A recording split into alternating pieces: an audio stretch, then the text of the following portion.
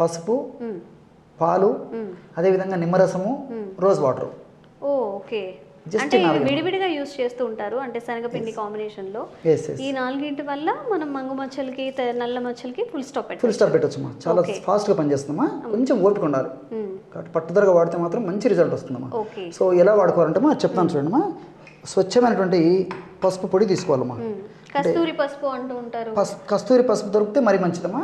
ఒకవేళ అది అందుబాటులో లేకుండా మామూలు పసుపు దొరికితే మామూలు పసుపు వాడుకోవచ్చు. కస్తూరి పసుపు మరీ మంచిదమ్మా. సో అందరికీ అందుబాటులో ఉండకపోవచ్చు కాబట్టి మామూలు పసుపుతో చెప్తాను, సరిపోతుందమ్మా. సో కస్తూరి పసుపు అయినా వాడుకోవచ్చు. దీనికి అవసరాన్ని బట్టి మనకి ఎంత కావాలంటే అంత వాడుకోవచ్చమ్మా. అప్పుడప్పుడు తయారు చేసుకోవాలమ్మా ఫ్రెష్గా. పసుపు పొడమ్మా. సో కాస్త పసుపు పొడి ఈ విధంగా తీసుకోవాలి, మనకి ఎంత అవసరమైతే అంతమ్మా. దీనికి ప్రత్యేకమైన కొలత అంటే ఏముండదు.